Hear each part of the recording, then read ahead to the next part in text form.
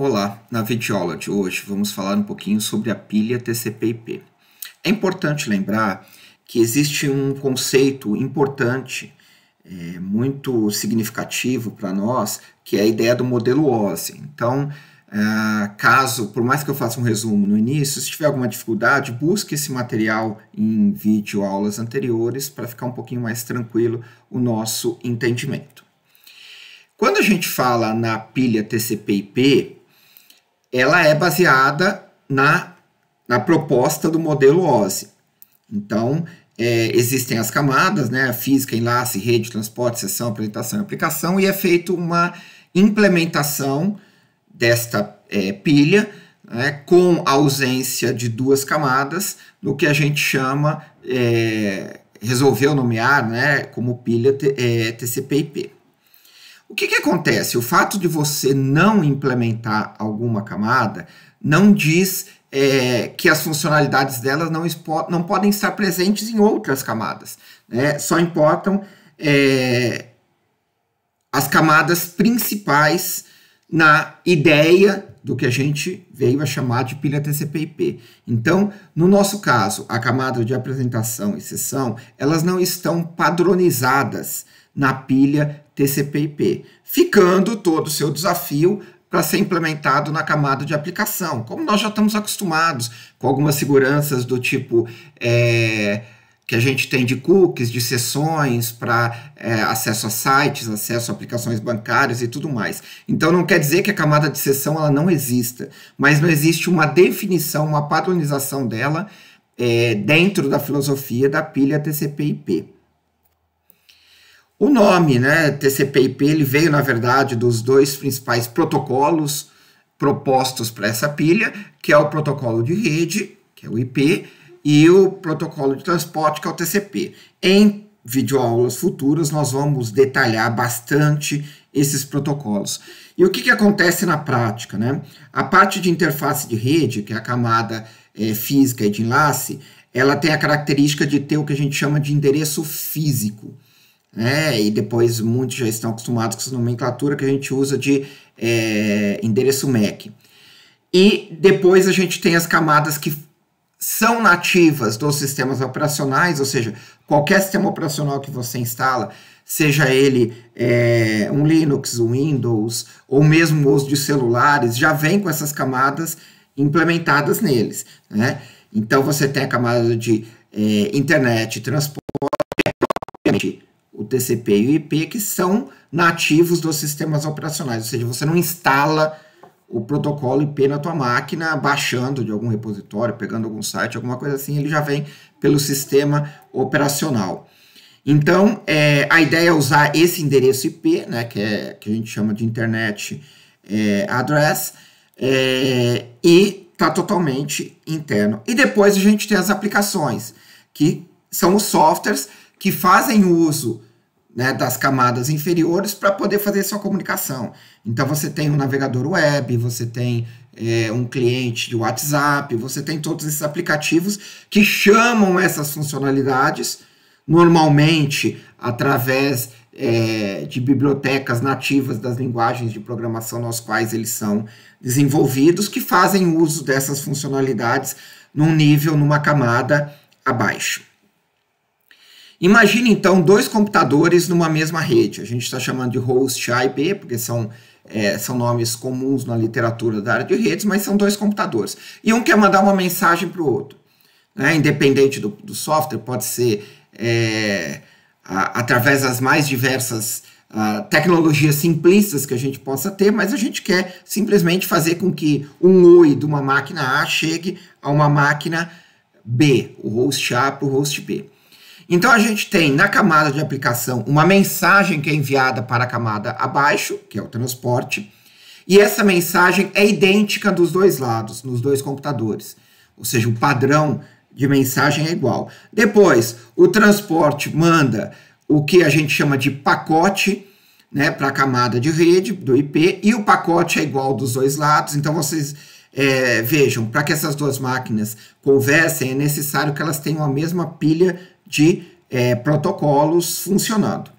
E depois, da rede para a parte física, né, que a gente chama de interface de rede, que, voltando, engloba a física e o enlace, a gente tem datagramas idênticos.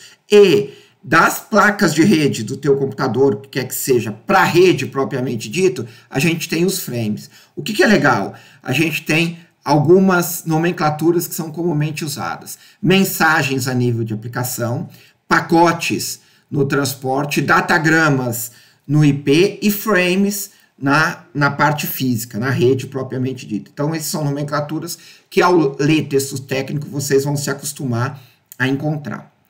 Então, só que imagine que essa troca ela é meio esdrúxula, porque normalmente nós estamos em redes diferentes.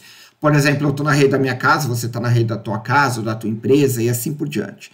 Como será que isso ocorre? Será que é tão simples quanto está ali ou tem algum grau de complexidade a mais? Então, considerando uma situação tão clássica na internet, a gente tem que levar em consideração algumas coisas, porque essa informação pode passar por redes de topologias, de tecnologias variadas. Então, vamos pegar um exemplo aqui de dois computadores que querem se comunicar igualzinho ao anterior, só que eles estão em redes distintas. Por exemplo, eu, na minha casa, quero mandar uma mensagem para você na tua casa. Então, a gente tem toda a estrutura do computador A, toda a pilha do computador B, só que nós temos um cara aqui no meio, que é, por exemplo, um roteador, que está integrando a rede A da rede B. Pensando numa empresa, uma rede administrativa da empresa com a rede de produção, por exemplo. E cada um está num local distinto. Então, a gente tem mensagens idênticas, ou seja, as duas é a mesma aplicação que está rodando, então o padrão da mensagem tem que ser o mesmo. Nós estamos usando a pilha TCP/IP, então os pacotes também são idênticos. Só que aqui vem uma característica interessante. A gente pode ter alguma variação, por exemplo, da minha camada de rede.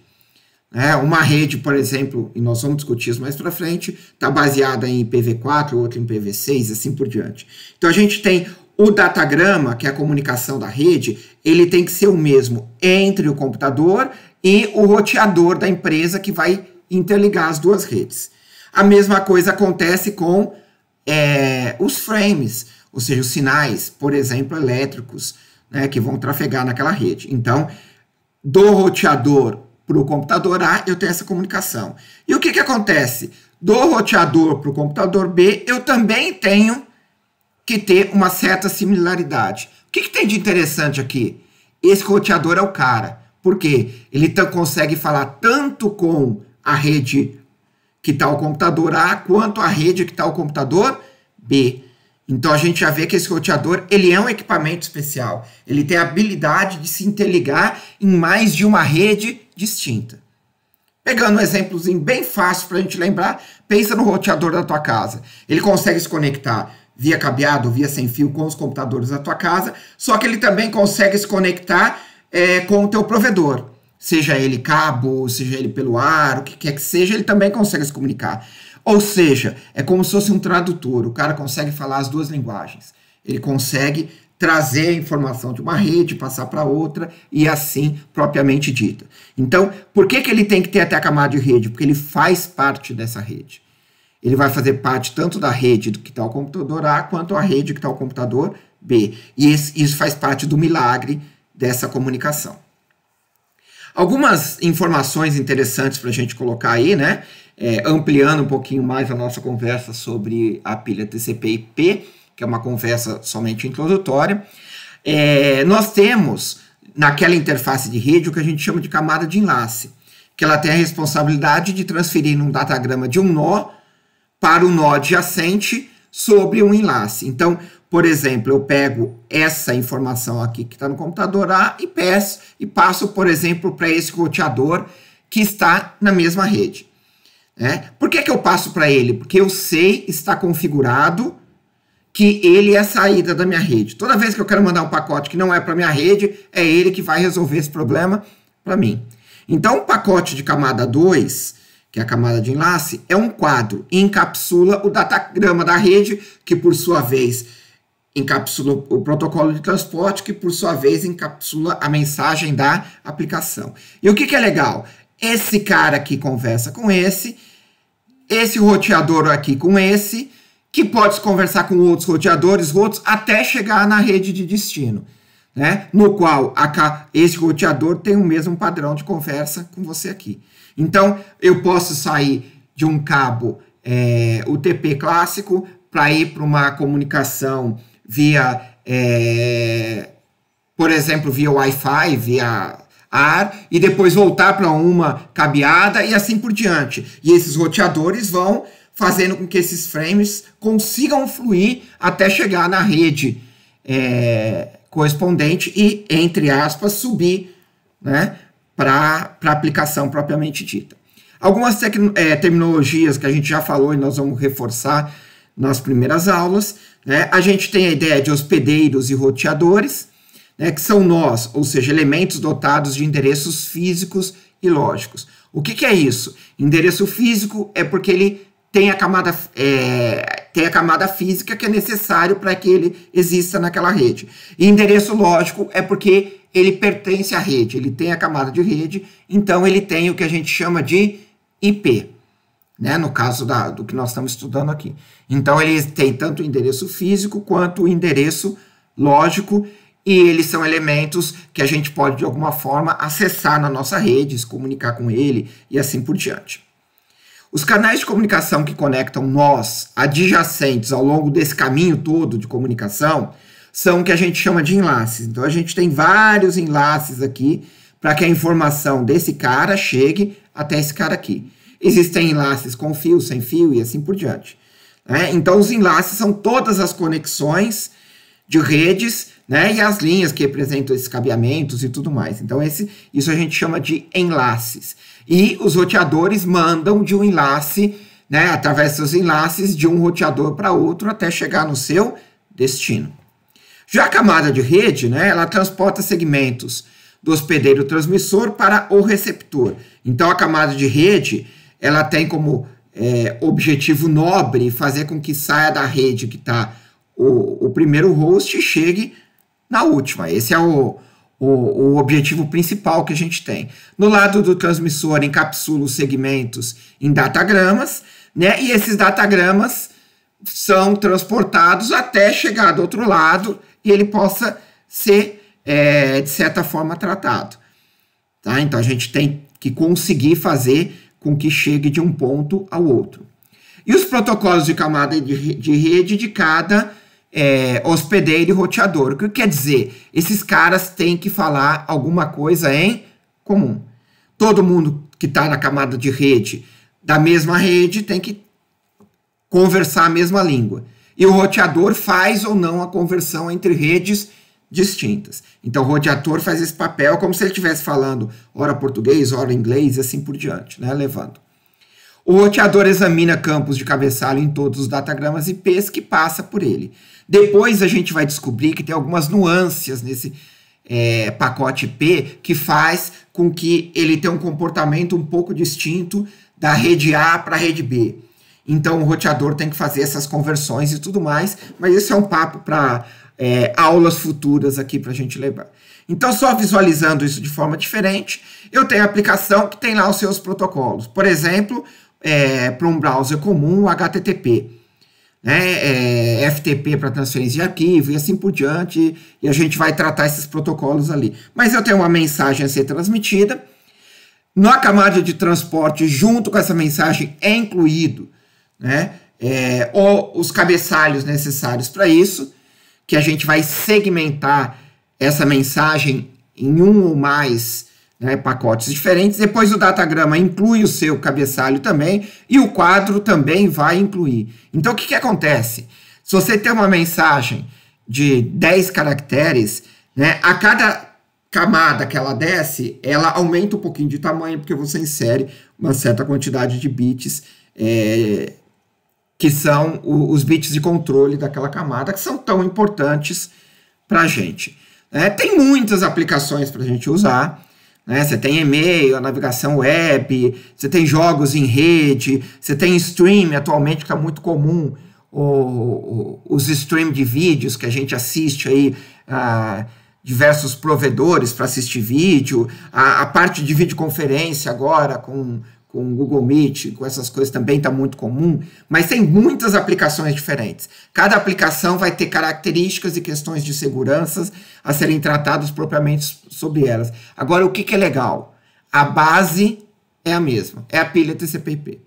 Então, as regrinhas de comunicação são a mesma do transporte para baixo. Né? Então, você simplesmente chama alguma biblioteca que, por sua vez, chama uma função da camada de transporte e a coisa funciona sozinho. Você não precisa implementar nada das camadas inferiores, daquele caminho todo que nós conversamos em slides anteriores. Então, aplicações na rede, né? Tem que escrever programas que executem sobre diferentes sistemas finais e se comuniquem através de uma rede. Então, por exemplo, você tem um servidor de páginas da web que se comunica com um browser, um navegador. Ah, mas o meu browser está no Windows, meu browser está no Linux, meu browser está num celular Android, não importa. A regra de comunicação que ele usa para com o servidor, que você não tem ideia de qual a tecnologia ou o sistema operacional que ele roda, é um protocolo, ou vários protocolos que aquela aplicação usa, que tem regras definidas, regras muito bem estabelecidas, então você tem um sucesso na padrão da mensagem. E assim você consegue com que todo mundo se comunique. Né? É a simplicidade a favor da comunicação rápida e ágil. Então, algumas arquiteturas para aplicação web. A mais famosa de todas, e ainda muito famosa, é a cliente-servidor, né? Que a gente já falou um pouquinho anteriormente, que a ideia é o seguinte: existe um servidor, por exemplo, um servidor de páginas web, né? E você acessa aquele servidor através de um endereço, que pode estar de um nome, né? www.fjf.br, ou endereço IP, né? Eu consigo solicitar que esse servidor me devolva ou me apresente algum arquivo, uma página web, por exemplo. E aí a gente consegue navegar em qualquer site, qualquer coisa do gênero. A ideia é que ele é um hospedeiro sempre ativo, tem um endereço preferencialmente permanente para que a gente consiga acessá-lo, encontrá-lo. Senão, se o site da UFJF cada hora tiver um endereço diferente, é bem mais complexo tentar fazer esse mapeamento. E fornece serviços solicitados pelo cliente conforme o que ele se propôs a servir, né, a funcionar. E os clientes se comunicam com o servidor, pode ser conectado, né, de forma intermitente ou pode ser um endereço dinâmico qualquer, né, e não se comunicam diretamente uns com os outros. Ou seja, eu acesso a página da UFJF, você também, e nem por causa disso nós estamos conversando entre nós. Simplesmente nós temos acesso ao servidor que devolve para nós uma página em HTML, né, no caso do browser, para apresentar. Então você tem a ideia ali. Observe que a gente também vai evoluir um pouco. Muitas vezes todo o processamento é feito no servidor, outras vezes o processamento é feito ora no servidor, ora no cliente. Mas isso também é papo para uma aula um pouquinho mais para frente. E existem a ideia que nasceu, né, se fortaleceu com a arquitetura peer-to-peer, e na verdade atualmente existem várias arquiteturas dessa natureza, que a gente não tem um servidor fixo. Né? Por quê? Porque você sobrecarrega esse servidor, tudo vai depender dele. Então a gente trabalha com sistemas finais arbitrários, que comunicam-se diretamente. Então eu consigo me comunicar com você, e se você não estiver mais prestando serviço, eu vou me comunicar com outro e assim por diante. Né? Então, os pares são intermitentes, né, e conectados e trocam endereço ao tempo inteiro. Então, existem várias redes aí, algumas de fornecimento de conteúdo, tal, que são dessa natureza. Cada hora eu me conecto com um cara, com um outro equipamento, né, com outro host, para conseguir informações ou para fornecer informações e assim por diante. O que a gente ganha com isso? A gente ganha flexibilidade de comunicação com várias pessoas que num determinado momento estão exercendo o papel de servidor para conosco. Em outros momentos nós servimos como servidores para eles. Né? É extremamente escalável, só que é muito mais difícil de estudar, apesar de hoje em dia a gente já tem muita tecnologia bem estabelecida para isso. E existe também a ideia de redes híbridas de clientes e servidores, né, que você pode tanto centralizar algumas demandas num servidor principal, quanto ter acesso a algumas informações que estão nos peers dessa tua rede. Então você pode ter um cara centraliza, mas nem sempre todo o processamento, tudo é feito nele. Muitas vezes ele te indica quem pode fazer isso daí. Então muita coisa é feita dessa forma atualmente. Você tem um servidor principal, no qual ele dita algumas regras, algumas coisas, e a partir daquele momento você se comunica diretamente com a pessoa. Só dando um desafio, a gente vai trazer discussões mais para frente, mas imagina o WhatsApp. Se toda mensagem trocada pelo WhatsApp tivesse que passar por um servidor específico do WhatsApp, acabou. Não ia ter rede que aguentasse. Então existe algum milagrezinho aí que a gente precisa do WhatsApp, né, dos servidores do WhatsApp em algum momento, mas na hora de trocar dados, de comunicar, a gente não faz uso deles não. Né? Tem um pouco a ver com essa filosofia e a gente vai tratar isso com certeza mais para frente, né, de uma forma um pouco mais detalhada.